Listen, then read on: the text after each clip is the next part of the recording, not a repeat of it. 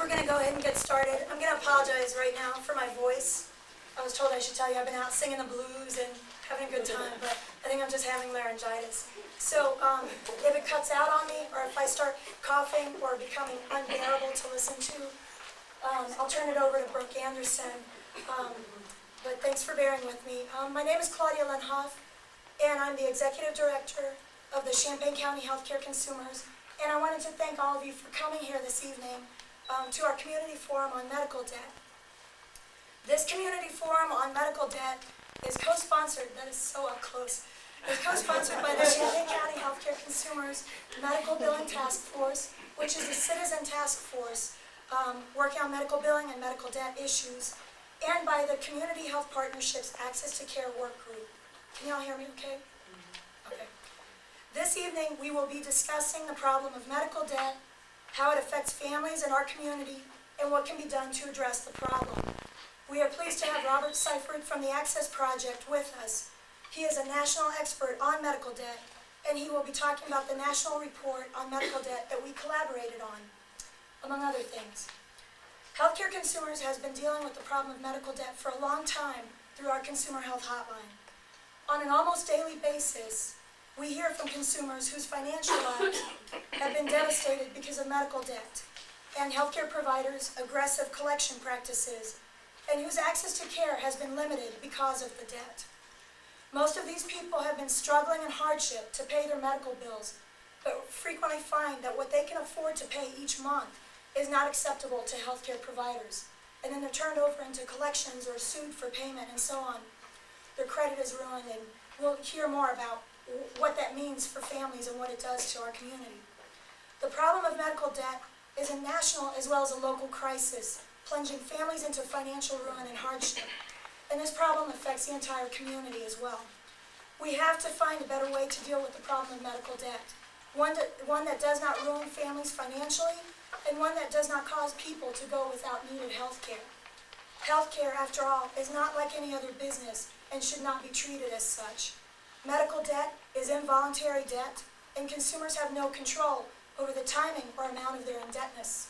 You don't know when you're going to have a car accident and suffer an injury, or when you're going to get cancer and have to deal with that, or other kinds of illnesses or injuries. Because medical debt is such a significant problem, we have invited elected officials from all levels of government to be here this evening so that they can also learn how this problem affects their constituents. As y'all know, the legislature is in session right now, so most expressed sincere interest but said they could not be here and were not able to send a representative. However, we have made arrangements with most of them to share the materials with them from this meeting and also the discussions that take place. And so later on, there will be a section where there can be more participation from the audience and the public. And if you have something to say, we will encourage you to say the name of the city or town that you're from so that we can make sure that they understand that it's their constituents who are affected.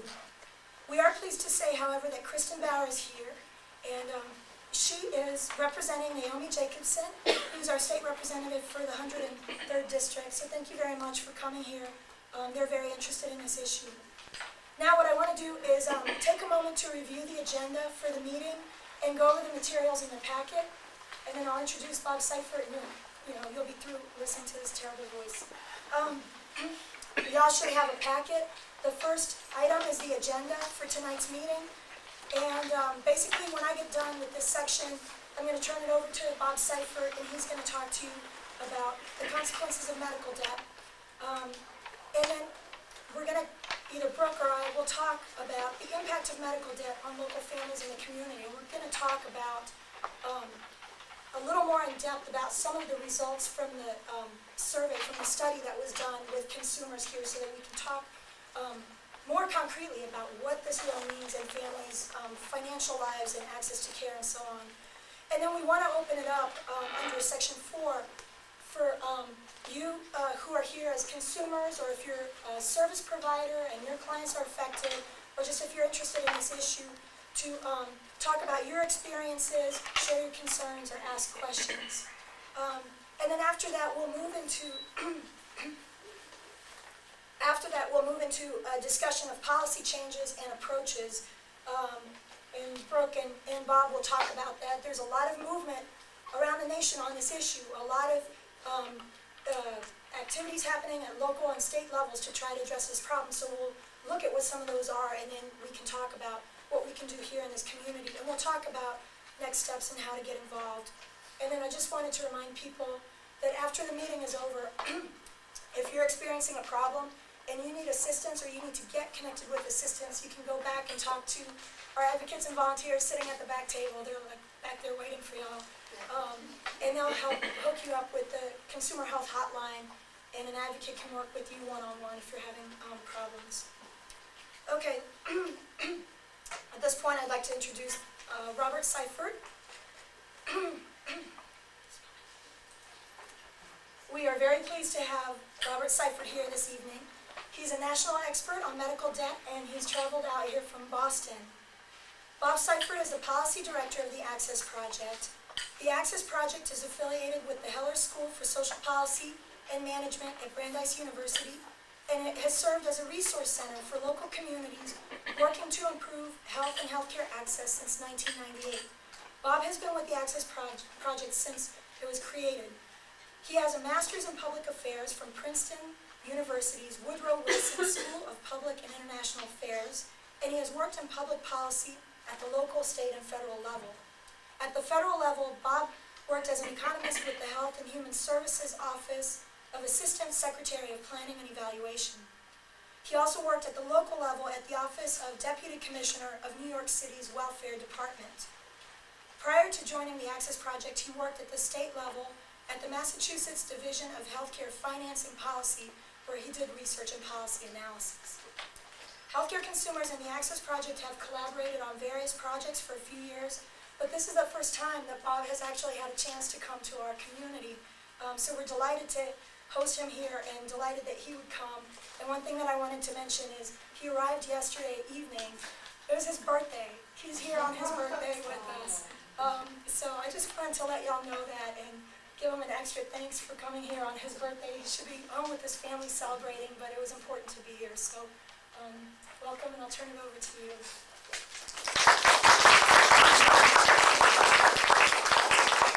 Thanks, Claudia. I'm having a great time, actually. It's great to be here. We had a nice celebration last night. Healthcare consumers are taking great care of me, so I'm really pleased to be here. I'm pleased to be speaking to all of you tonight about the important work that's going on here in Champaign County and elsewhere in the country. I was going to start with introducing myself and telling you about the Access Project, but Claudia seems to have already taken care of that. I want to meet that guy. So let me just get right into the subject matter. And the first revelation I want to bestow on you tonight as the national expert is healthcare is expensive. And how many people think healthcare is expensive? Yeah, okay, and getting more expensive by leaps and bounds every day, every month.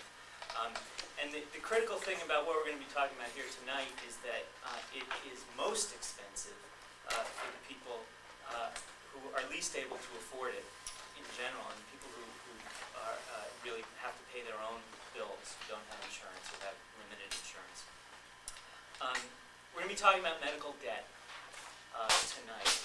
Medical debt is widespread across the country among people both who have health insurance as well as those who don't. It really is a national phenomenon in what we've been seeing at the Access Project and the work that we've been doing around the country. A couple of examples that demonstrate this national phenomenon. First of all, medical expenses play a role nationally in an estimated half of all personal bankruptcies that are declared every year, about 1.3 or 1.4 million personal bankruptcies a year. These medical expenses are also a common factor among people who seek credit counseling and assistance in restructuring and paying down their debts so they won't have to declare bankruptcy. A national survey has found that 1 in 6 people with health insurance report having trouble paying their medical bills or having been contacted by a collection agency about unpaid medical bills in the preceding year. That's one-sixth of insured people. The numbers for uninsured people are even much higher than that. And finally, recent activity has shown a light on this problem as never before. A couple of examples of that is recently a report in New Haven, Connecticut on Yale New Haven Hospital's harsh collection practices towards people who owe them money for past medical care has resulted so far in 3 articles, very critical articles in the Wall Street Journal, as well as a lawsuit that's been filed against the hospital by the state attorney general, which we're going to be talking a little bit more about later on this evening. Another example is a Latino group based in California sued a national hospital chain for price discrimination, basically charging higher prices for uninsured people, excuse me, who are disproportionately Latino than they charge for insured people. And there was a big settlement in that case, and some new policies coming out as a result of that.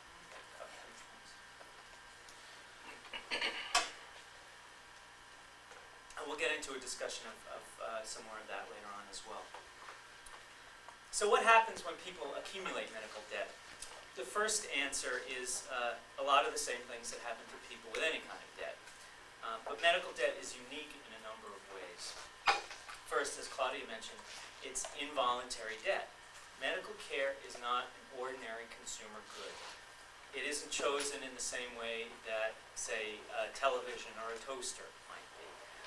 Expenses are incurred because they have to be, in the interest of a person's health or even his life. Second thing that makes it unique is that medical debt has a special effect on people's ability to obtain further medical care. In an earlier piece of work that we did at the Access Project, a community-based survey with 24 community organizations across the country, we surveyed about 7,000 uninsured individuals about their experiences accessing medical care, and found that over half of those individuals had some medical debt. They owed money to the institutions where they had received care. A quarter of those people who had debt said that the debt would deter them from seeking care at the same facility in the future. This is very troubling in terms of healthcare access, particularly in rural areas where there may only be one so-called safety net institution that provides care to people without health insurance or with limited means. If they're deterred because of money that they might owe from going back to that place, where will they get health care? It's an issue as well in urban areas with more than one provider, as probably is the case here in Champaign County as well. I think people can attest. So we knew these things from previous research. We knew a lot of them sort of intuitively as well, but we also wanted to gather some more hard data on the subject and to learn more about the broader financial effects that medical debt visits on individuals, families, and communities. So we partnered with organizations in 3 communities to do a study, the results of which are in this report, which you all have in your packets with the red cover.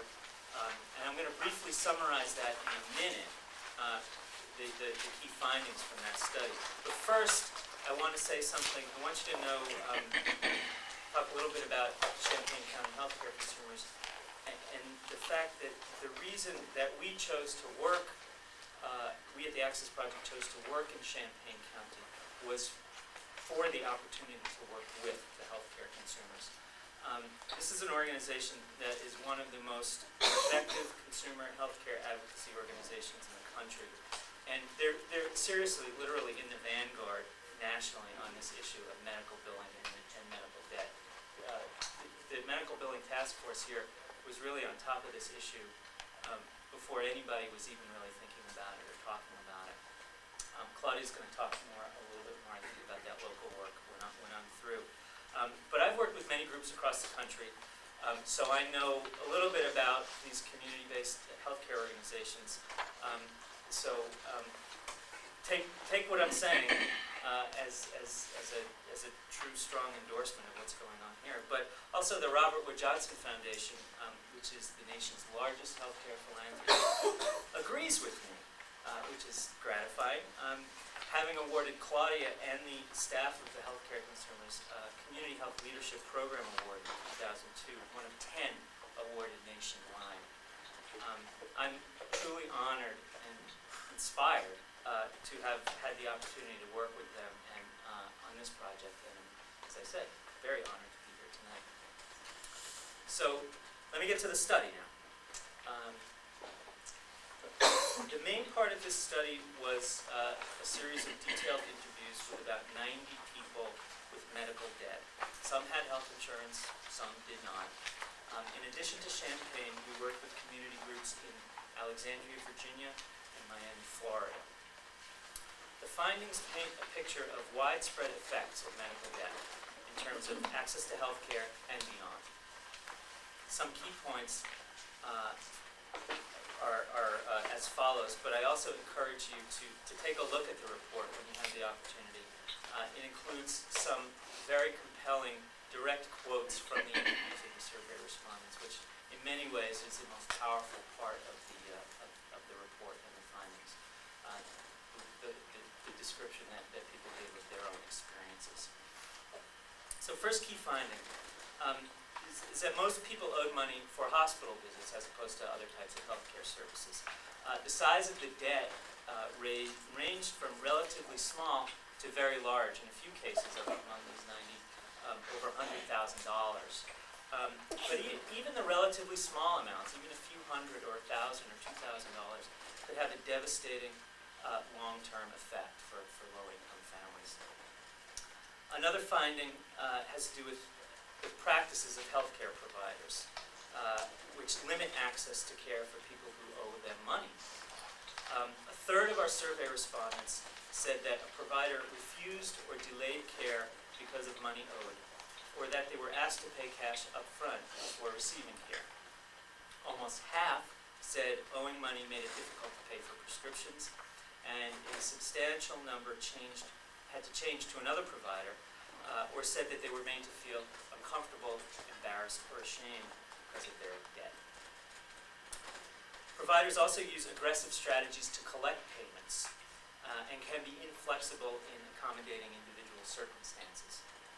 3 out of 5 respondents to the survey had been contacted by collection agencies about their medical debt, many in what can really only be called a harassing fashion.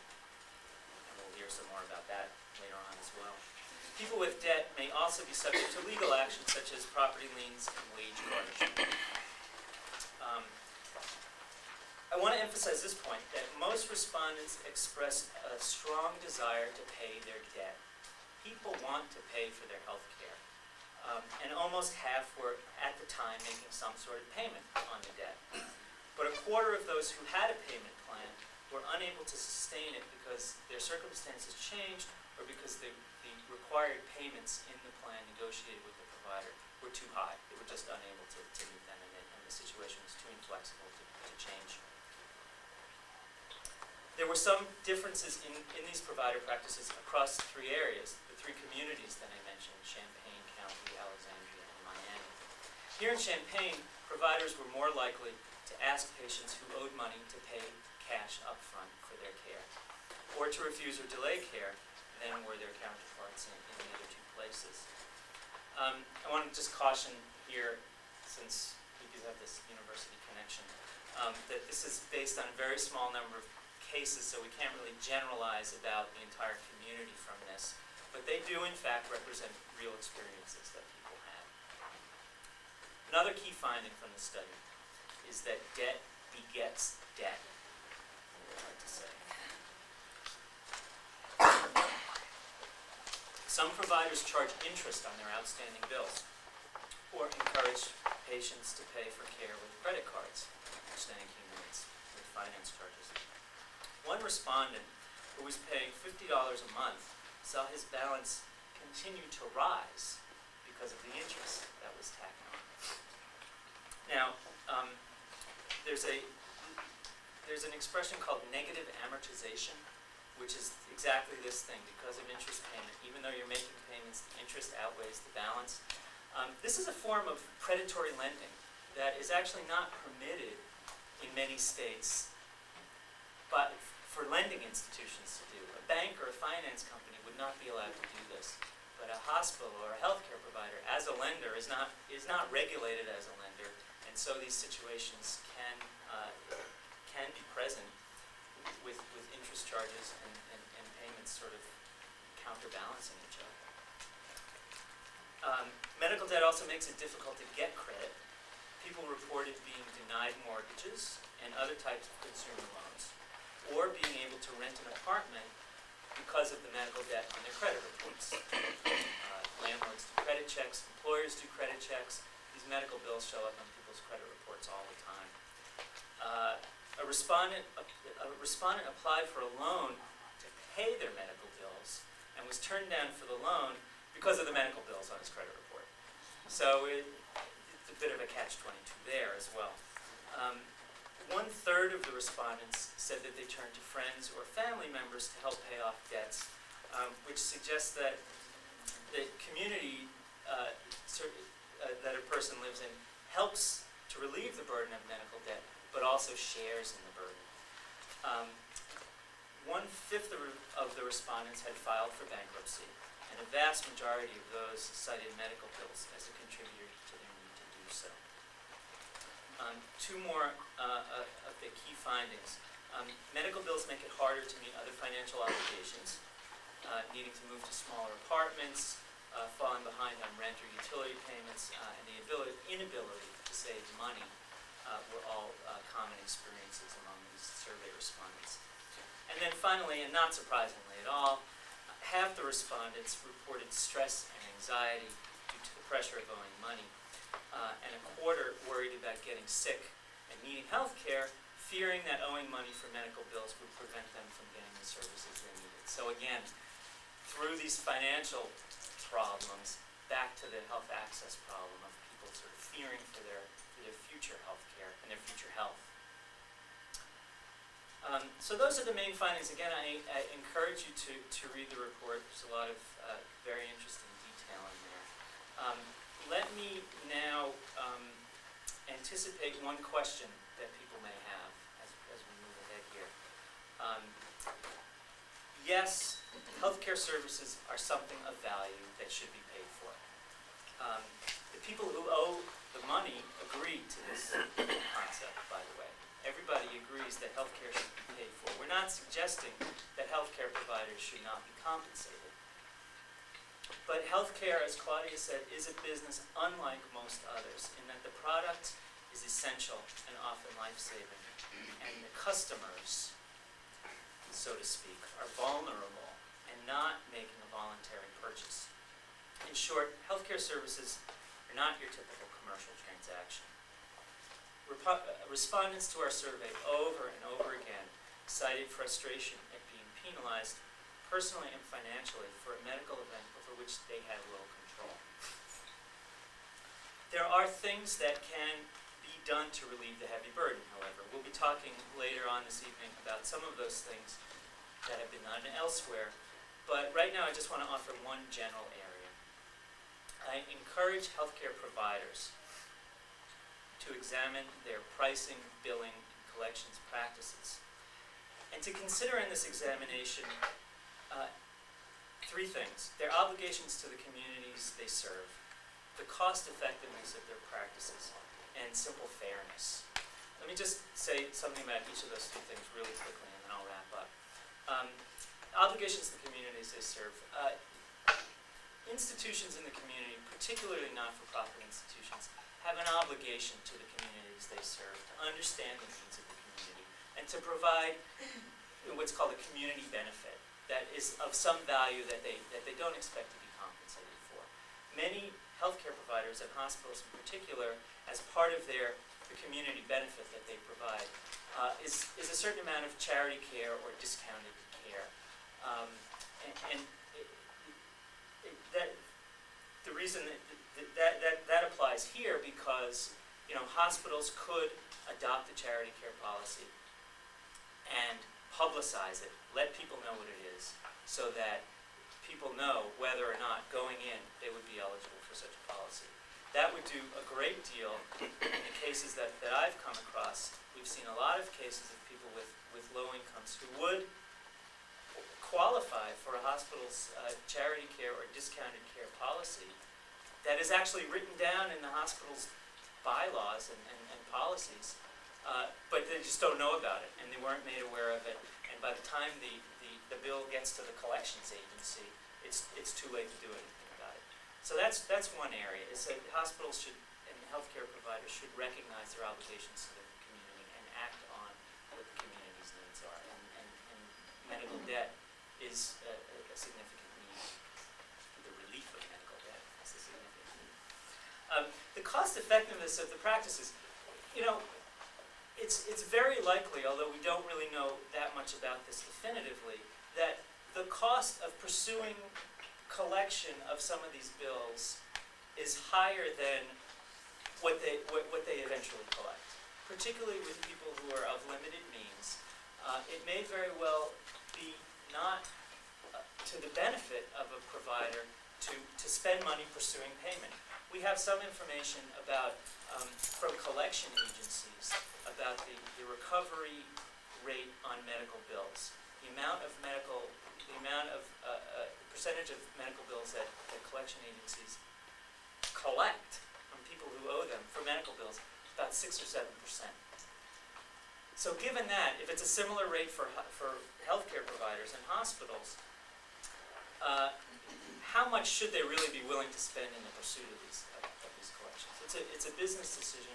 To my knowledge, no hospital administrator has done this analysis, but it would probably be worthwhile for them to take a look at that too. And finally, fairness. The issue of discriminatory pricing, as I mentioned at the outset, people who have to pay their own medical bills, people without health insurance, are actually charged a much higher price for the same service than people who have health insurance, because insurers in the Medicaid program and the Medicare program negotiate discounted rates with hospitals. Every hospital gives a discount to every so-called third-party payer off of their charges. People who don't have third-party payers representing them are charged the list price, which is often 2 or 3 times higher than what an insurer pays for the exact same procedure. This was an issue in the Yale situation. It's an issue with pending legislation here in Illinois. It's something that hospitals really, as I say, on the grounds of fairness should look at and think about modifying their policies. So I really do think that such an examination by a provider of their credit and billing and collections policies can result in changes that are mutually beneficial both to the providers and to the patients who end up suffering the severe consequences of medical debt. I think I'm going to stop there. We're going to have time for some questions later, and we're going to talk about some of the policy remedies. But let me turn it back to Claudia, and thank you all very much for your attention and for inviting me here tonight. Thanks.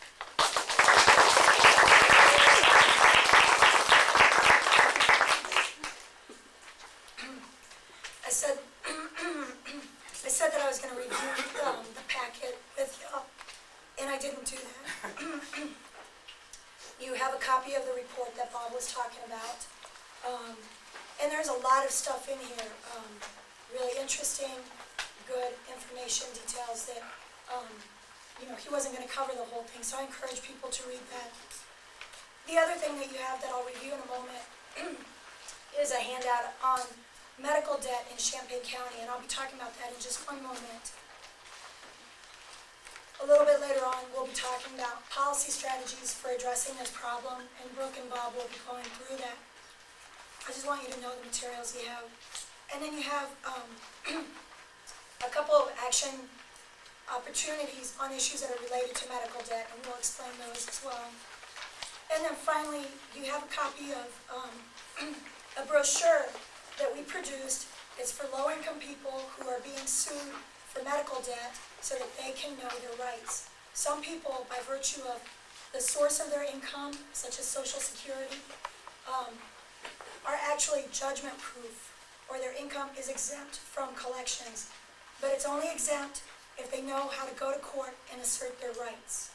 So we found the need to produce this because we were working with a lot of people, a lot of seniors, for example, who were on Social Security, who were being sued for medical bills, never told about charity care programs and so on, and going to court and terrified to death of going to court, but also not being able to pay what the provider was asking them to pay.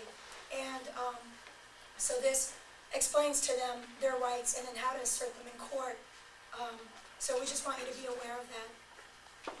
Okay. I wanted to talk a little bit about medical debt here in Champaign County.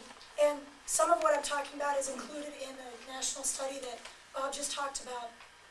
But I want to bring some of it a little bit more to light, just looking at the Champaign County data. First of all, these data come from in-depth interviews with 30 people. And we understand that that may not be the experience of everybody who has medical debt. But again, these are real experiences, and we didn't choose the worst cases to interview and be part of this study. And the value of talking about this and having done those interviews is that we were, in a way, it's a little more of a qualitative thing because we were able to ask a little more in depth about the effects of medical debt. So we may not be able to talk about how widespread it is, but we can talk about how deep it runs when it's affecting families and individuals, and therefore the community. And it's important to talk about that. So some of it will be a little bit redundant with what Bob said, but basically half of our people who were interviewed for this study had health insurance. So the important thing to understand is that health insurance does not prevent you from having a problem with medical debt.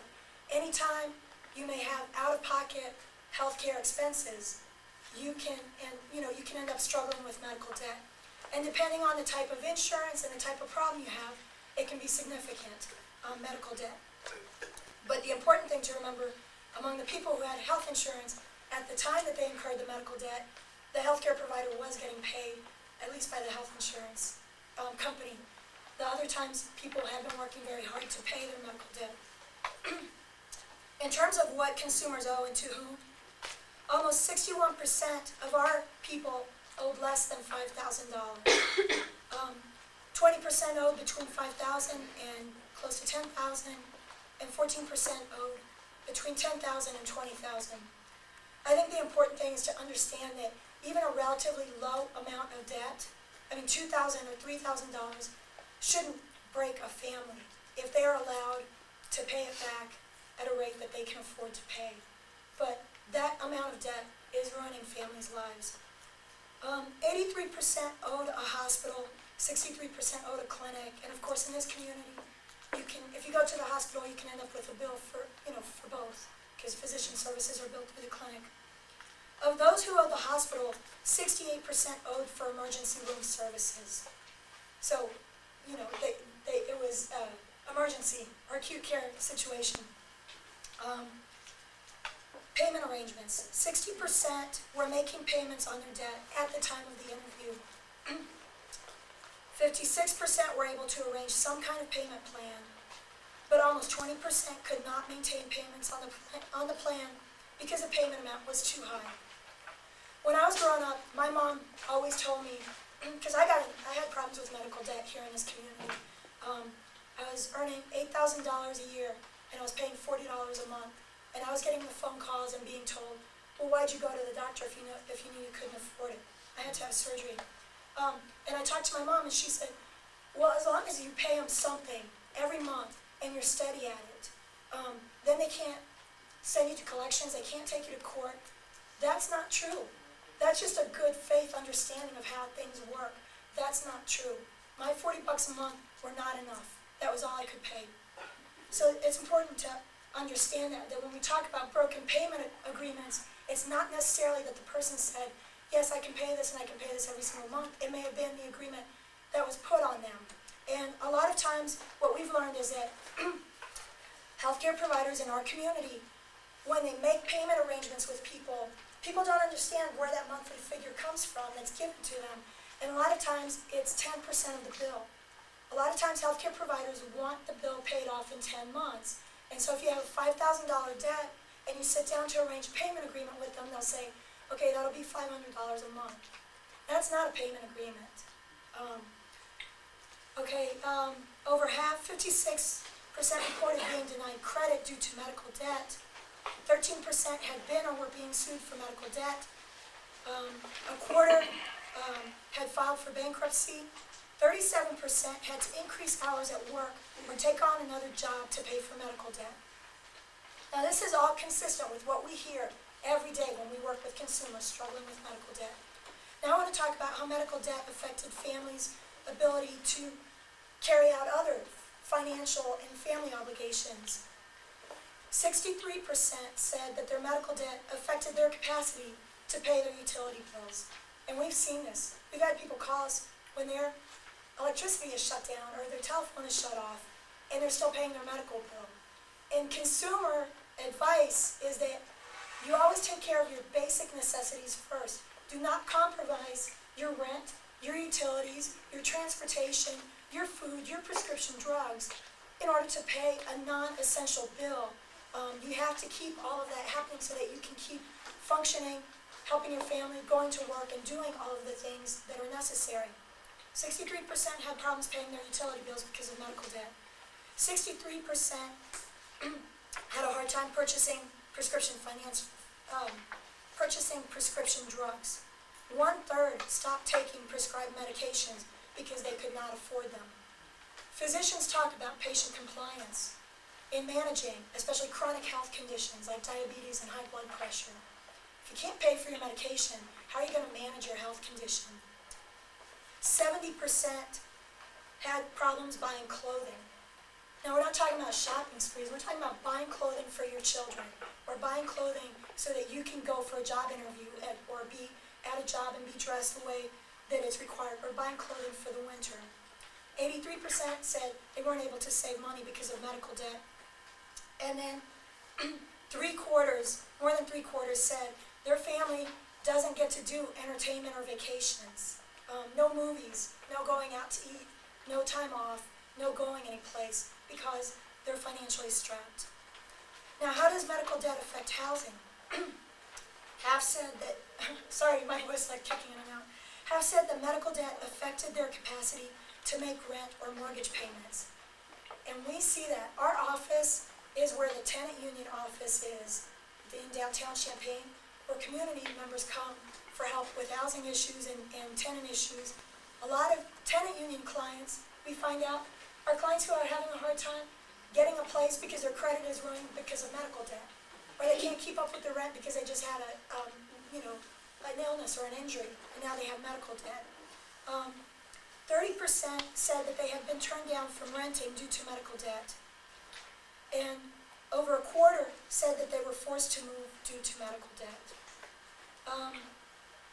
And then Bob already talked about that more people from this community compared to the other two communities reported that they had been asked to pay cash up front for healthcare services, or they had been refused care, or their care had been delayed because they had medical debt. Certainly consistent with what we see and hear in our office all the time. I wanted to just review actually some other data, local bankruptcy data, and actually the Land of Lincoln Legal Assistance Foundation did some research on bankruptcy data in the Central District Court in Danville. They found that, this was from December 2001, and they went through all the records. They found that approximately 58% of the bankruptcy study data involved medical debt. 58%. The national study that's referred to that came out a couple years before that, or a year before that, said 40% of personal bankruptcies had significant medical debt. A year later, and in this community, we're talking about 58%. This number does not include medical debt that was paid for with credit cards or from borrowing from other sources. It's just the debt that's immediately traceable to medical debt. In terms of small claims cases, there was also, they also did some research, and between May and December of 2001, small claims cases brought directly by healthcare providers in Champaign County number 229. This means that an average of 7 people per week were directly sued by healthcare providers in Champaign County Small Claims Court. This does not include medical debt lawsuits brought by collection agencies on behalf of healthcare providers. These are just the ones where you can see directly the healthcare provider. So it's going to be far greater than that. About 20% of the small claims cases brought directly by healthcare providers were by nonprofit healthcare providers. And we've gone and observed the court proceedings, and a lot of times it's very apparent that these are low-income folks showing up in court. Healthcare providers were suing patients for balances as low as $100 in some cases. The average amount of debt for which consumers were being sued in these cases was $997. So, I guess actually I'll stop there with the data. I just wanted to bring it to light a little bit more. And then, one thing that you'll see on this handout is some policy recommendations and next steps. Now these are recommendations from the Medical Billing Task Force.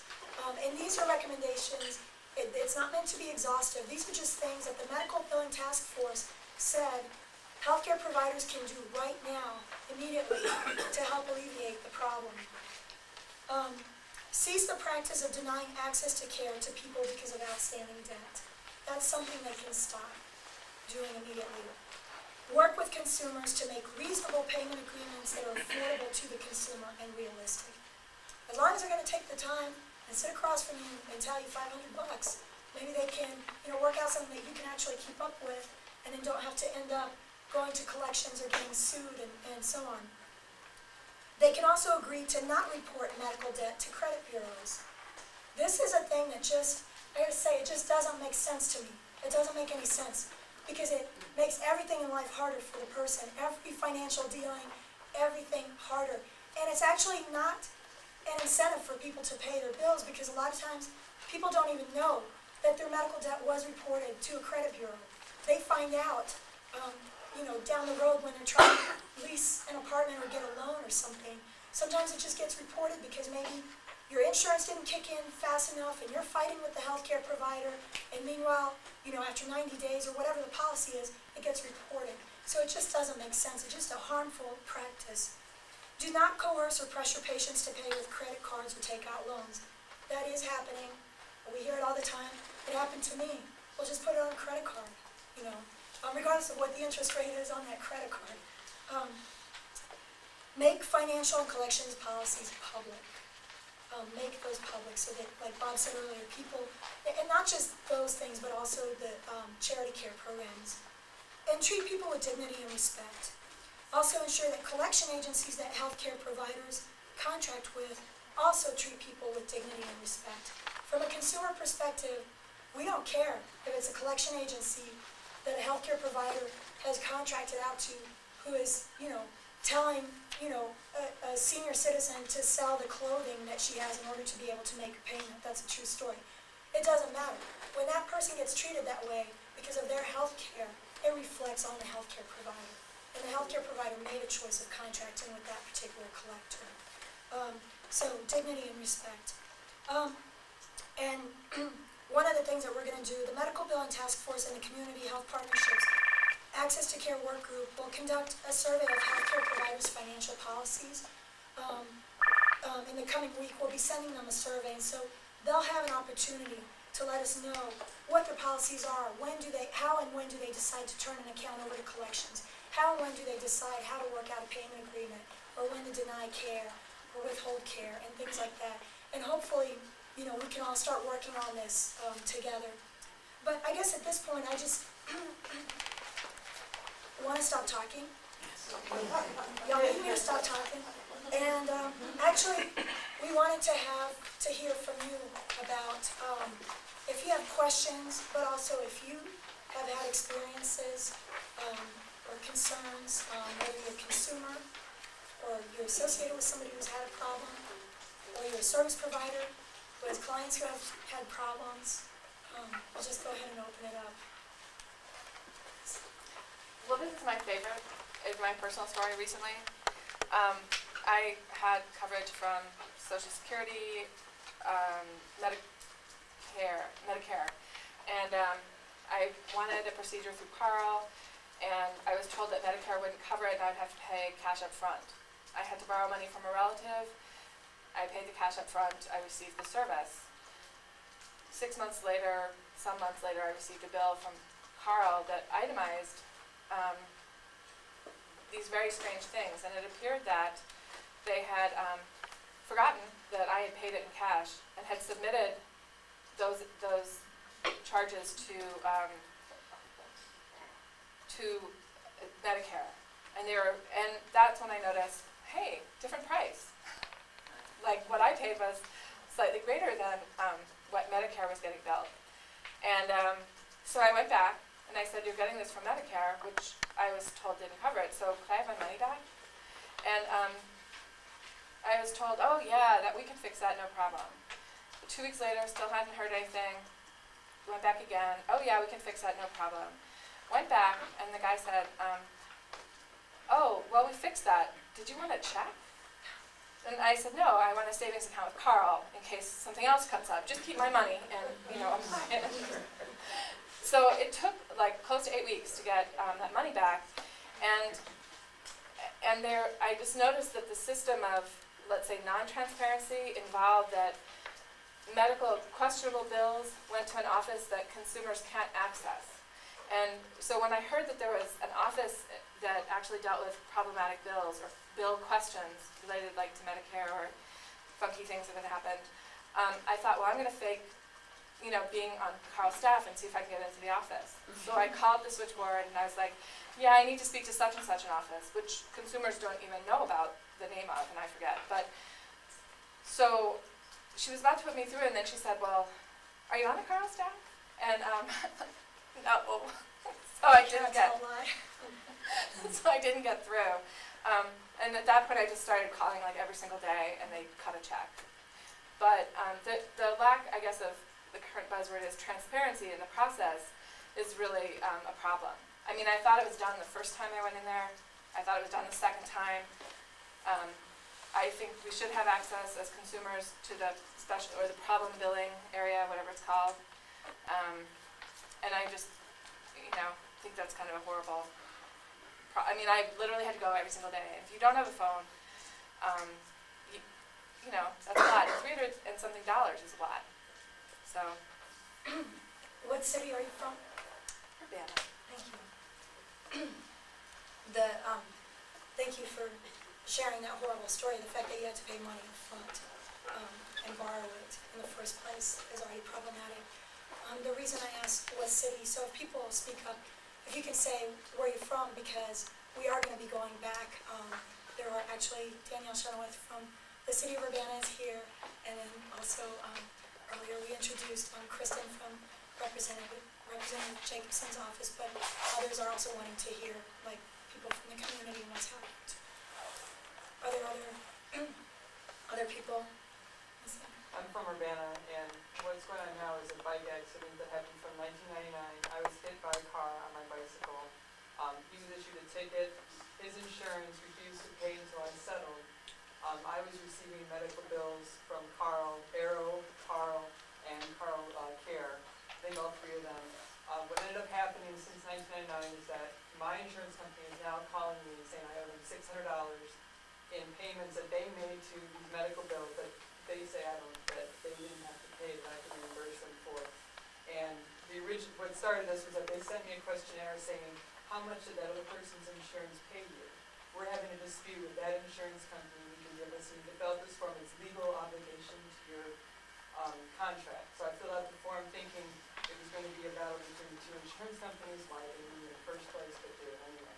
And now I'm getting a bill for $600. So I need to talk to somebody after this. Yeah.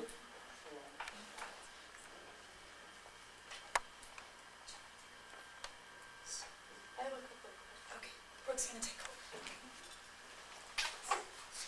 Okay, I had two questions. One, when I first moved here, I remember an issue, and I just want to know what the status of the issue was in terms of the interest rates that, I know it was Carl Hospital at the time, was charging to basically make you prioritize their billing, the debt you owe them over the debt you might owe to other people, including mortgage payments, etc. I wondered what the interest rates were now on collections in Provena and Carl. And then I have a second question, if that's the first. Does anybody know if Carl Hospital is charging interest rates right now, charging interest on outstanding bills? Carl Clinic does. I don't know about Provena, do they? Don't know about that. That was a big issue, and it actually started because Carl Clinic was charging interest to people on Medicare. So that's illegal. Put a stop to that. Then the medical billing task force worked on this a lot. Then one of the other things that we found was that Carl Clinic was charging interest, and it was supposed to be at 18% annual. 18% annual, which is like a high interest credit card. But what we found out was that their billing cycle actually was shorter than what it should be. And so if you were paying for a year, like if you were on a plan where you were paying for a year, it actually amounted to like 23.5% interest. And that's something also that we got them to correct and stop. It was hard because the dates on the billing date and then the due date. The due date was on the portion that you returned with your payment, so you could never go back to your bills and sort of look at like, was that 30 days or 28 or 25 or 21? And we were able to actually document that it was, I forget what it was, 21 or 23, something like that. But as far as I know now, so I think we actually really helped them by pointing that out, because they could have had a big, huge lawsuit about that. So I think they corrected that. And I think some healthcare providers sometimes are willing to work out with people. If they work out a payment agreement, you may see the interest racking up. But if you stick to the payment agreement, they may waive it at the end. But it really depends. But it is discouraging for consumers to see interest racking up on their accounts. Do you know if it's something about being a nonprofit that they wouldn't charge interest, the Provena and the Carl? Well, I guess I should say, I don't know that they're not charging interest. I'd have to go back and look at bills. I would certainly think it would be sort of contrary to being a nonprofit. But one of the things that they do is they do pressure people to put it on credit cards. So I guess if you have a 12% credit card, maybe that's better than 18% interest. But the other thing that they've been doing, Provena has been doing, is actually pressuring people to take out loans, and they will send them the loan papers. And the interest rate from those loans that we've seen, it's Capstone Bank, and I don't know if there's a affiliation. The interest rate that we've seen on that is like 12.5%, but it's very disturbing because, aside from the fact that it's just very disturbing, it's very disturbing because we're seeing that happen also to people in the charity care program. So people who qualify for charity care get their bill reduced. I worked with a woman who got her bill reduced down to $5,000 from $8,000 or whatever it was. Then she was trying to work out payment agreements for that $5,000. They wanted $500 a month from her. She was in the charity care program. So then she couldn't do that, and fighting back and forth, and they were trying to pressure her to take out a loan.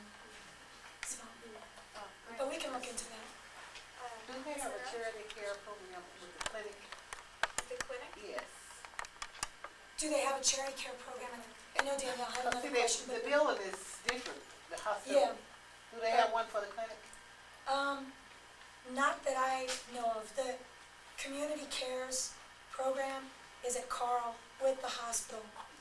Sometimes you may be able to work something out with the clinic individually, but I don't know that they actually have a program. We have no program to refer people into, so that's part of the problem.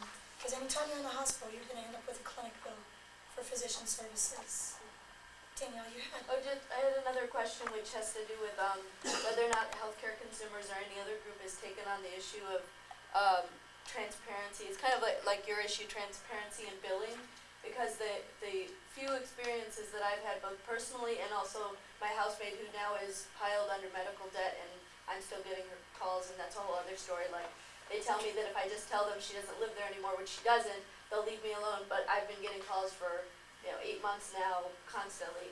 and yelling at them and telling them she doesn't live here anymore, and refusing to give out her number. But I think that what happened to her is that she fell, split her hand on glass. We actually drove. She didn't have health insurance, so I drove her out to Muhammad, to a friend's father at midnight to see if he could do something other than like sending her to the ER room, because we knew it would just be hundreds of dollars. And he looked at it and said, you have to go to the ER room. So we're like, okay, brought her to the ER room. She got it stitched up. You know, there were like 12 stitches on her hand. She got it stitched up, went home, everything's fine. Then she starts getting the bill. The first bill that she got just said, you owe $400. Like, not what you owe $400 for or anything. I mean, you know, I have my own business, and if I gave a client a bill that says you owe $20,000 for this website, I get a pie in my face. But for some reason, the fact that she can get this bill that says $400 for medical services, or it was something like some obscure title. So she called up and actually found out that she had been double billed for an emergency room visit. There's absolutely no way that she would have known that without calling and saying, excuse me, I didn't think it was $400 to come and put stitches in. I would have sewed it myself if I had known it was going to be $400 to sew up my hand in 20 minutes. And so she found out from that, but she still owed $300, and she was in such a state that $300 was not, I mean, that was 2 months of rent for her. So it was a big deal, and so she still is dealing with that situation. But I guess I'm wondering if people have taken hospitals to task on an issue that, I mean, from a business perspective is, you know, you should not be able to get away with billing somebody for something without saying what they're being paid, you know, in detail what they're paying for, so that they can check you and see if you are actually billing. I mean, even credit cards, you know, give you a statement. So I'm just wondering if you know anything about that. Yeah, I mean, they should give you an itemized bill, and you always have the right to request one. And I would always tell somebody, do not pay a bill that's not itemized. You have a right to request one. They should be sending itemized bills. ERs, for some reason, Has anyone brought that up? Because it's the kind of thing that it shouldn't be that you have to request it. It should be sent to you with your bill. It's one piece of paper. They put multiple bits of ink on it. It's not like a big deal. I had to request mine. yeah. I had to call back and request it and wait another week for them to send an itemized bill. Do you know? Well, no, I was just going to add my comment to that, which is that, you know, this is another symptom of this not being a typical commercial transaction. Yeah, it's really not. You're sort of the captive customer, and you get the bill. You don't know necessarily that you can request an itemized bill. It's a great campaign issue, I think.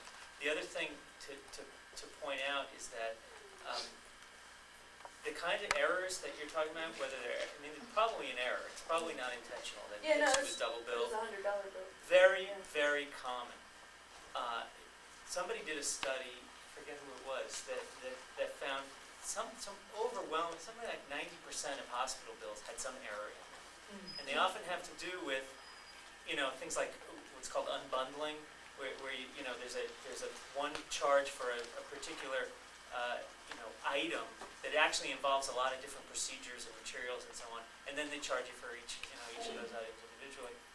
Things like that you really have to sort of be able to understand, you know, what the terminology and what the procedures are and so on to really pick it apart. And there are actually consultants who do this kind of work. Some of them do it for individual consumers, you know, and they'll take a, you know, cut of whatever they save you. But just the fact that those people exist is, I think, is sort of an indication that it's a really good, you know, it's a real issue. And, you know, as far as I know, you know, I don't know that any group has sort of undertaken a campaign to try to get. It's really about simplifying and making things understandable, but it's certainly doable. Empowering you to give, it empowers Right. consumers with the information that they need to make sure that there's accuracy in the bills they're paying. I mean, it's a really basic concept. Right. Do people have any other stories of their own with medical bills that they'd like to share? I have a bill that got in the high-risk collectors, and it says if you don't pay this by the end of the month, it's gonna be turned into your credit. So, I did send them some money, but I can't pay all of it. And I spoke with the lady about it, and she says, oh, no, you have to pay, you have to pay all of it. But before this bill got in there, it's just $600, it's not up in the thousand. I was paying on the bill, and I also fell, hurt my hand. I got a $200 and something bill from the emergency room, the same as she got, just says emergency room. Really, I didn't even know, I kept looking at it, I said, what is this? Because I had forgot it. But during the winter, I fell, and I went out. Now, the doctor didn't do anything, the nurse did it. She washed my hand out, didn't need no stitches, and it's $200 and something.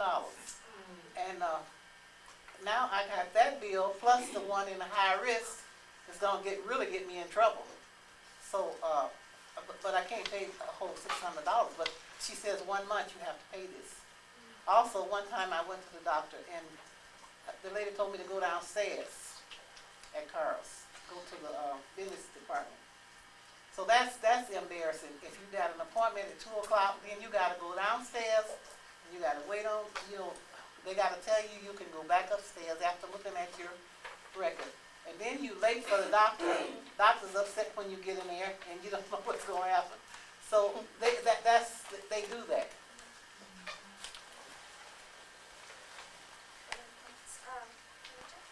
I just want to speak out for some of the older people in the community.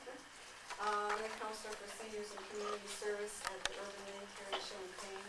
And a lot of these stories, and some of the people are here telling their stories, because these are people that are never going to have money. Unfortunately, as we get older, and I'm finding this out all the time, you don't get a new body. You get an older body, it's worn out, and it's going to have problems, and it's going to cost you debt. I'm real concerned. I've already talked to you guys because I'm on the committee, but I'm real concerned about the shame factor that people are faced with. Some people don't go because there's the shame factor for them, and I think that needs to be dealt with. The collections stories that I've heard, and I've got some of the better ones I've sent to you, but people not only have been asked when they say, well, you've got to pay this bill, then they say, I can't pay it. They say, well, do you have clothing? And this is what Claudia was talking about. Well, yeah, of course it's implied that you were going to sell your clothes. Another person was asked to sell their furniture. Then others have been threatened that they're going to be taken to court. And, that's pretty scary if you've been an upstanding citizen your whole life and someone threatens you with court. You're also older and you don't have no family, say, to help you get through this mess. I don't understand Medicaid being suspended, but I know that has happened. And doctors refuse to take you on as a patient with just saying, if you don't pay your bills, you can't come here. People being turned away. I think there just really has to be done, something has to be done for those who are older in the community, because it's a never-ending debt for them, and it's chronic. And these are good, upstanding people that want to pay, as you mentioned before. They are, that group of people feel very bad when they can't do it, so the shame factor comes in there. And if they were given the option to say what they could pay, they would pay it. But they're already below poverty, they're below $8,900 a year or whatever. And then they've got all this medical debt, and they have a mortgage maybe to pay or something. It's just horrendous. But some people are doing okay, but I really worry about them. And I also am concerned, I'll throw this in from my own experience earlier, for women from that age of 55 to 65 who get very poor coverage. I was one of those. Once you pay your COBRA, which you can hardly pay anyway, when that stops, where are you? Well, they say you're not 60 or you're not 65, so you don't get coverage. That's real hard, and women tend to be living men. That's been proven. So where do these women between 55 and 60 or 65 get help? So there's a lot of things that need to be righted, but I'm here to speak out for these senior citizens. And your stories, so please, I just am so grateful that you guys are here. Thank you. Yeah, Go ahead. one of our seniors. I was ill, I had cancer, and I had gone through chemo. I had medicated at the time. And a week before the doctor told me the chemo didn't work, my other doctor who treated my other illnesses wrote to public aid and told them that I was perfectly well and could go back to work. So I ended up with $100,000 in medical bills that weren't paid. And Christy kind of worked with me a little bit. They knocked some of it off and they stopped charging interest. The company ended up taking me to court and suing me. You're from Champaign? From Urbana. From Urbana? I have a question. If I got sick tomorrow and something happened unexpectedly and I went into the hospital and I didn't have insurance, but I have a full-time job and a mortgage and I'm paying my bills, and this happened to a friend of mine, so I'm kind of asking for information. And now she has gotten the bills and they're very expensive. She was in the hospital for a few days. And they cut there were two bills, one of them they cut in half, but it's still thousands of dollars. And I wanted to ask you, she has to pay a certain amount, which is more than she can afford, and she has to pay it by a certain time or else she will go to a collections agency. So what can you do before that happens to try and arrange something so that you can pay it, but at what you can afford?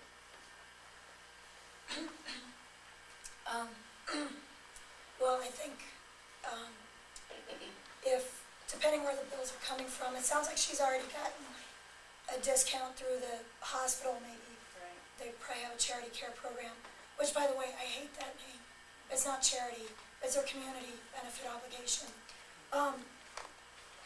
So if she's dealing with the rest of the hospital or with the clinic, the best thing that I can say is that she really needs to try to make an appointment and go in there and make them sit down with her and look at her financials. We work with people to help them do that.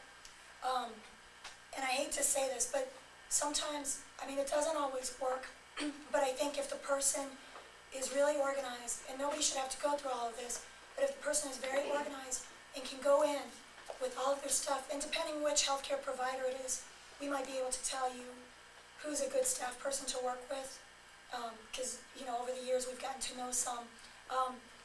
But I think that's the best bet, is to just basically show, look, the $500 you want from me a month is just impossible. Here it is. You do the math. I can't do it. If I do it, I'll jeopardize my job, and then I can't pay anything. I'm willing to pay, and just try to talk some reason into them.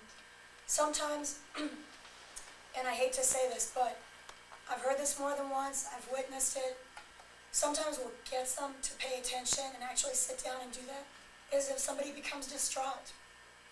I mean, I'm serious, people have tried to go in there and have tried to be reasonable and stuff, and people have told me, no, and I just started crying, not on purpose, just started crying. They couldn't do anything with me, I was just a mess crying. And then they take them in the back room, okay, let's sit down. They can do it, okay, there's no reason that they cannot work out a reasonable payment agreement. So the thing is to try to identify somebody in there who we can make responsible and sit down and talk with. The other thing that I would do, just as a strategy, is also really look at that person's bills. And we've worked with people before in a similar situation where we sort of go on the offensive. Well, then we're going to scrutinize these bills and make sure that they are right, that every single thing on there is right. There's no upcoding, double charges, unbundling, things like that. That requires a level of sophistication. We can help do that. We can also refer to other people to do that. But that's another strategy. We've worked with people in that circumstance, and I don't want to make promises for your friend because I don't know, but who ended up getting $4,000 taken off their bill. $4,000 just in wrong charges. The other thing is sometimes you can just say, this person has no insurance, what do you charge for Health Alliance members or personal care, whichever it is. and sometimes you can get them to negotiate down. But I'd say, don't give up. I'd say really try to go in there and talk to somebody. But it's not easy, and it shouldn't be this hard. And we can try to work with the person if she wants. We have advocates in the back, and also at the bottom of your agenda is our phone number, which is the same as our hotline, which anybody can call to get some direct assistance with their medical bills and medical debt problems. Robin, did you have your hand up earlier? Yeah, I just wanted to add one word about prescription stuff. I noticed that Carl has gotten better about making visible little brochures that say, trouble paying your medical bills or whatever. There's these little red brochures right there by where you're supposed to pay, which is kind of nice. But so many people come to PACE, which is where I work now, like freaked out by the expenses of their prescription. There are people whose prescription expenses exceed their monthly income. And one of the things I think that most of the healthcare providers, Francis Nelson would be maybe the one exception, but almost everyone else in town seems to have a hard time identifying consumers who are going to have difficulty paying the bills and paying for the prescriptions that they need to be in any shape able to pay the bills. And they often sort of are taking advantage of people who don't know how the medical system works well enough to know even where to ask. People go into an emergency room, sometimes that's their primary provider, and they're given these prescriptions, and to anyone who works with consumers outside of that agency, it would be obvious that they needed certain information, and it's not given to them, so people don't fill their prescriptions. And I would like more visibility about prescription programs, because there's no reason why anybody in the state, given all the programs that exist, should go without a prescription. There's no reason, there's so many programs. So. One comment I wanted to make, the fact that now when you go to Carl and there is that brochure there, that's a result of the work of the medical billing task force. Yeah, I wasn't assuming they just upped the Oh, cost. no. I mean, they should, but that's such a tiny thing, but that was something we had to fight for. Ridiculous. And keep that thought in mind, because we're actually going to transition into the idea of policy approaches and different grassroots organizing approaches we can take to getting these things changed. So keep that in mind. Does anybody have any last thoughts they want to share, or would it be okay to move out of this section and start talking about what we can do about it? I just have one last thing, because it just hit me recently. I had a bone density test, and it was recommended that I, start on one of the bone density stoppers or whatever. Anyway, I almost had apoplexy because I found out, because I don't have prescription coverage, I'm going to have to pay $80 more a month. You know how many pills I get for that? 4. And I thought, wow, and I'm relatively okay right now, but it scares me to death to think if I get anything else. So 4 pills for $80, and that's not covered. And I can imagine for some other people who have more illnesses that they don't have covered, or prescriptions aren't covered. So, I'd like somebody to look at that or help me with where I could get that reduced. All right. Well, the good news about all this, I know it's hard to extract good news from this, but the good news is that this is not inevitable. This is something that we can change. This is something that other communities have changed, are changing. Ours might be a little bit behind, but if our providers are behind, we're certainly the ones ahead in trying to push them in the right directions of where to go with these things. I want to share one last story. Somebody couldn't be here but asked me to share their story, and then I'm going to move into the policy things. We've worked a lot with different social service providers in the course of trying to address debt, to try to help survey what the scale is and also disseminate information to clients. And one of the most particularly troubling instances that we've heard about medical debt came from women who are staying in one of the local domestic violence shelters here in town. And I have 2 different women's stories. One was telling me that she's in the shelter and has the protection of the shelter, the locks and the doors and all the confidentiality measures to protect her from her abusive ex-boyfriend, but that those were the only measures she'd yet seen in her 5 years dealing with medical debt that were protecting her from the harassing calls from the collection agency. And this is a collection agency that knew that she was staying in a domestic violence shelter at the time. another woman that we came into contact through the domestic violence shelter here in town had, she has cancer. The doctors had told her she has roughly like 2 months to live.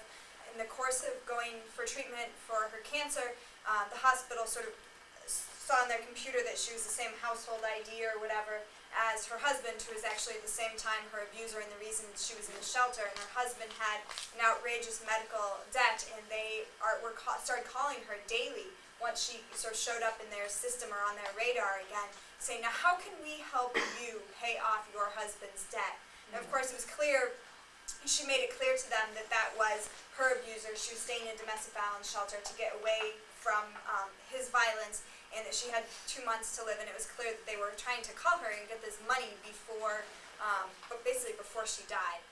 And so these are some of the instances of utter lack of respect or understanding of the dire circumstances that people are in.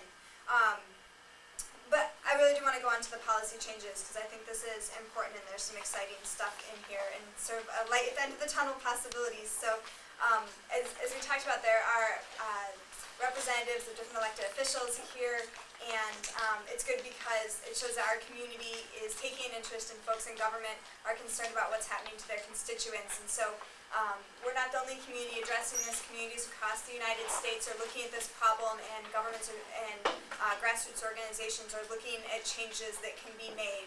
And these changes fall into 3 broad categories: voluntary changes by providers, city and county ordinances, and state legislation.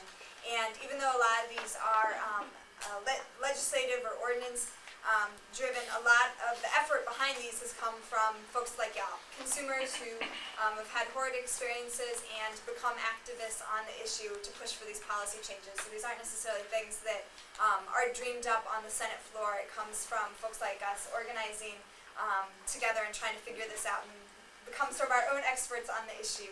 So actually, I'm going to turn this over to Bob to talk to you about voluntary changes and city and county ordinances, and then I'll go over a little bit of state legislation. And the reason why we're trying to give this overview is so you have in mind sort of the array of possibilities. We could come up with our own too, but a starting ground for what's out there that we could use as a model to implement in our own community. I won't go through these point by point. You can read them on your own, but just to sort of categorize them and give you a sense of what the possibilities are.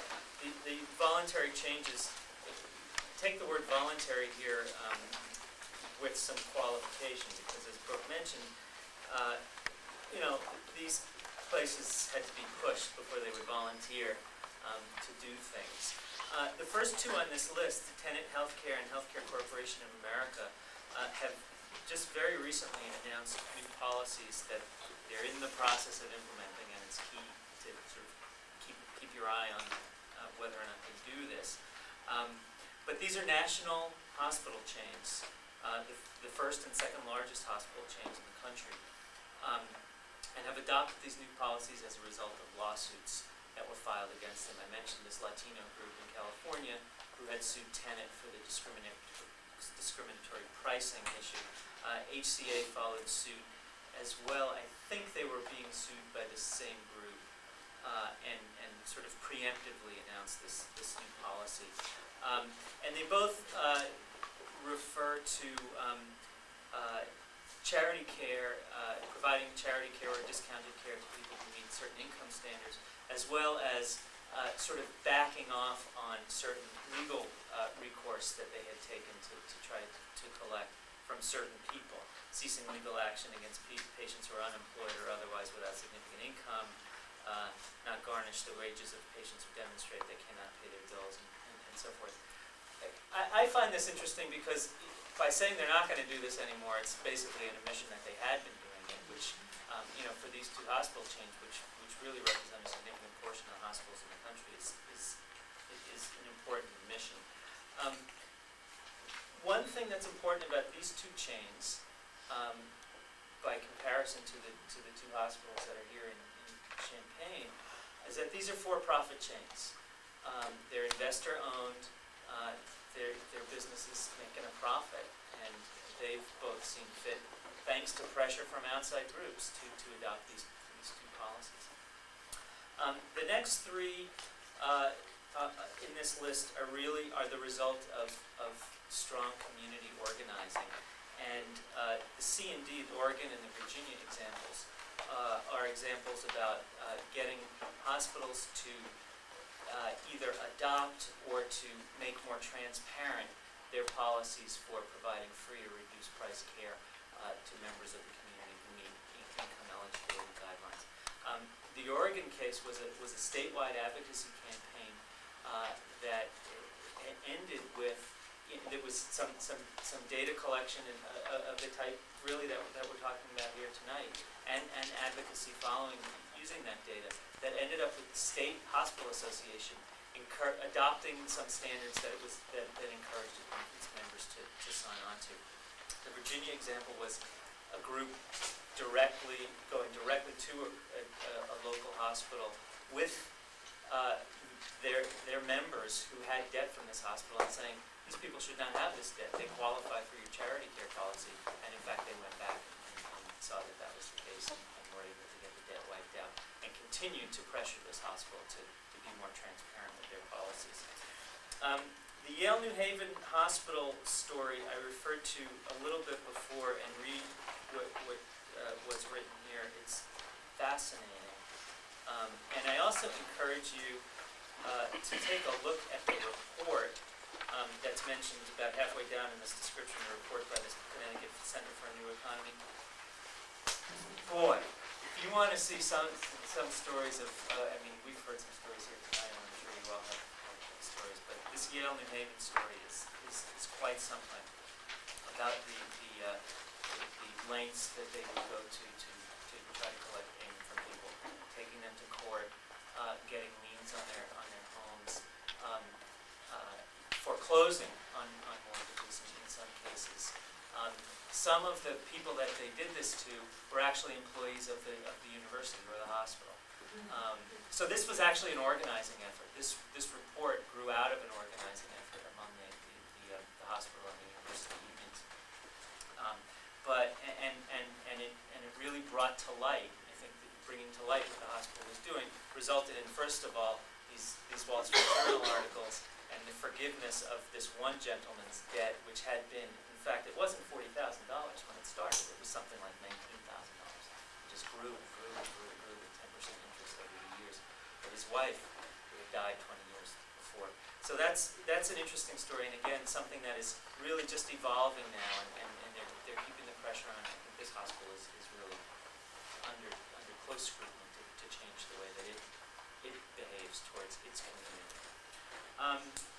The city and county ordinances that are described here in San Francisco and in Nassau County, again, have to do with transparency of charity care policies.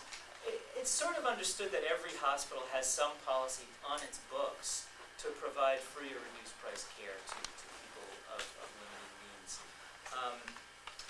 Whether or not people in the community know about that and that it's available to them is another question. So both of these ordinances are really about making those policies better known, widely known, sort of commonly understood in the community, so that people know that it's an option for them and they can go get care and have it not be, burdening their own pocketbooks for years to come. What those two ordinances don't have is setting some standard for what the hospital's charity care policies should be. So in these cases, and in many cases across the country, there's no state rule or city rule for, you should provide free care to people below 150% or 200% of the poverty line, and, graduated sliding scale fees above that. Poverty line, by the way, is about $18,500 or so for a family of four. It varies by family size. So when I say 200% of the poverty line, I'm talking about, for a family of four, about $37,000 a year. One place where those standards are set is if I could just jump into the next section and then turn it back to Brooke for the rest of this.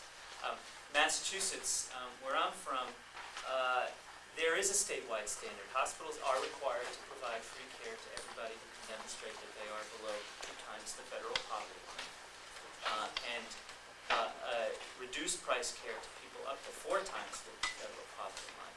And every hospital is required to have that standard, to post that in visible areas in the hospital, in the reception areas, in the billing areas, and so forth. It's pretty common, and actually some of these policies were the result of some advocacy efforts in Massachusetts, and where 10 years ago, something like 14 or 15% of people knew about the availability of these free care policies. It's now more than something more than half of the population statewide are aware of them. So that's another successful advocacy effort. This policy has actually been in place in Massachusetts for about 15 years. But it's an example, and it shows the possibility of there actually being some statewide standards for who should qualify for some reduced price care. What would be great, in addition to that, if there was some addressing of this discriminatory pricing issue too. Some of the things that Tenet and HCA are talking about, of charging uninsured people the same rates that they charge to their the HMOs and the insurers that they contract with, then that would bring the bill down for people who don't necessarily qualify for this charity care. Let me give it back to Brooke for the rest of the information. So Bob told you a little bit about the voluntary changes by the providers and the city and county ordinances. So I want to talk a little bit about some of the legislation that is happening right now, particularly one in Illinois, and then we'll talk a little bit about where to go from here. How do we translate all this information we just gave y'all into an organizing effort to change the situation? So first, just one model of possible legislation is what's happening in California right now. Healthcare advocates across California have united to introduce a number of bills that would provide more affordable care to the uninsured and underinsured and protect consumers from financial devastation.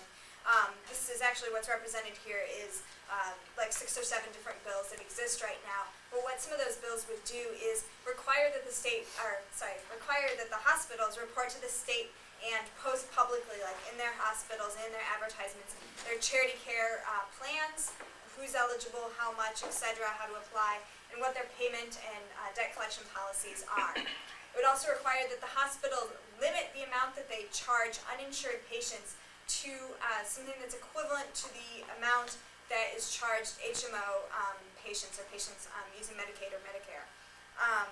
It would also require hospitals to make public what's called the charge master, which is basically the list price for each different medical procedure. That way, Robin gave the great example of she had the experience of being told something would be paid by Medicaid, so you were able to see what they charged and then what you were charged when you were supposedly self-paid patient. So making that public will empower consumers to have the knowledge to see, oh my God, they're charging me 2-3 times more what I would be charged if I was an HMO patient. It would require hospitals to let patients know about state and federally subsidized healthcare programs or public assistance programs and help those consumers in applying for those programs. It would require that hospitals not prematurely turn people over to collections. It would also, this is something I'd be curious to see if anybody in this room has had experience with, because I think the answer would be yes, but patients come to us sometimes with where they're being asked by the hospital to pay a bill that the insurance company in the hospital is disputing back and forth. So the way you were talking about the car accident where the person who hit you, their insurance company was fighting with your insurance company, and in the meantime they were asking you to pay. Similar things happen, that happens, and then also when the dispute is between the hospital itself and the insurance company. This bill would protect consumers from having to pay anything except for what the normal copay would be. And then the last thing it would do would require hospitals to provide a lot of information about the cost and quality of the healthcare that they're providing, so that that can be public and that consumers can compare and contrast those the hospitals in their area, so the elected officials would have a sense of what kind of quality is being provided in their communities. So that's the California model. One thing that's happening in Illinois, this is a bit more specific, it's not as comprehensive as what's happening in California. But in Illinois, there's something now called Senate Bill 552, Discriminatory Pricing Reform Act. This bill, I believe a month ago, in March, passed through the Illinois House and Human Services Committee. And what it would do is it would end discriminatory pricing. And I know both Claudia and Bob have mentioned this, but this is the phenomena where uninsured patients are charged more than patients who pay through HMOs. Right now in Illinois, folks are paying 2 to 3 times as much. Hospitals are giving discounts of like 50 to 70% to large insurance companies. And we know that this pricing is something that disproportionately impacts people's medical debt. It's a factor in them going bankrupt. It's a factor in wage garnishments and the whole array of financial devastation that Illinois consumers are seeing. And this bill would specifically prohibit hospitals from collecting more for the cost of services than what they, it wouldn't allow the hospitals to collect more than the cost of services for patients whose income is below 300% of the federal poverty level, or whose income, or who spend more than 20% of their income on medical bills. And this is important because, as we talked about in the results of the survey, it's not just the lowest income people in our society that are being affected by this. You can find that one broken arm or a bout of cancer, whatever, can throw someone who otherwise has a full-time job, has benefits, has savings, etc., into incredible financial straits if they are forced to put too much of their income at one time into medical expenses. This would also prohibit hospitals from putting people into medical debt collection, so turning people over to the collection agencies, until they've done an assessment about whether or not the patients meet the other standards, the ones I just talked about, relative to the poverty level and percent of income being spent on medical services. So as I understand it, this is on the Senate floor this summer for hearings, and there'll be a vote on it this fall. This is something very concrete that we can organize around as a first step. And most of y'all, based on where you've said you live, are probably within the 52nd Senate District, which is Rick Winkle's district. And so if you are, we're encouraging everyone to contact Rick Winkle, tell him that you live and vote in his district. If you have a story of your own about your medical debt experiences, share that with him, let him know why this is important to you, and encourage him to vote yes on Senate Bill 552. And his contact information is below. If you don't live in that district, if you live elsewhere, let me know and we'll help you get contact information for your representatives. The other thing that you can do is support efforts to oppose, I guess I didn't say that right, you can oppose the U.S. House of Representatives Resolution 975, which is the bankruptcy, well, it's a horrible name, but it's the Bankruptcy Abuse Prevention and Consumer Protection Act of 2003.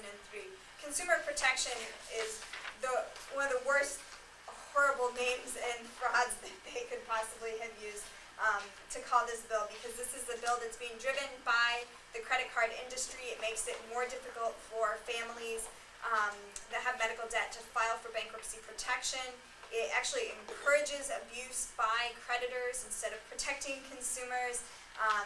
It does nothing to curb reckless lending. It imposes a very rigid means, or a very rigid test of means of people's income. It endangers the whole concept of child support. It allows millionaires to shelter their assets in their mansions. It can swamp consumers with legal actions. It's a horrible, horrible bill that's before the U.S. House of Representatives. So we're encouraging people to oppose this. And of course, our federal representatives are Dick Durbin and Peter Fitzgerald. So we're encouraging people to contact them and encourage our representatives to vote no on this bill. So those are the two current sort of legislative approaches that we see, this one that we want to support and this one that we are opposing, that are of utmost importance. But of course, this isn't the only thing that we can do. There's so many different changes. I think listening to Bob talk about things that HCA and Tenet have been able to do, if the #1 and the #2 hospital chains in the United States can make these changes, certainly Carl can do this. Certainly Pravina can do this. Certainly the clinics can do this, and they should. And together we can be the ones to help them do that. I know y'all have already spent 2 hours of your time here, so we're not going to necessarily have this discussion right here about what those next steps are to do that. That we will have to do in a separate brainstorming session that we'd like to invite everyone to. But there's a lot of different ways that you can get involved in this stuff. First, if you have experiences with medical debt and you're looking for someone to help you sort through your bills, answer questions about what your legal rights are, talk to you about what to do if you're asked to go to court, we have a whole bunch of advocates in the back room who are willing to help you out and sort of get you into our hotline system so that you can have someone help you on a regular basis with the medical debt problems you're having. Second, you can share your story. The stories we heard tonight are incredibly powerful, and people in government need to hear these stories, and we need to get these stories out into the media. So you can volunteer to sort of be a spokesperson on this issue. We need an array of people who'd be willing to constitute sort of like a media contact or a speakers bureau on this story. So you can do that. You can take action on these legislative things.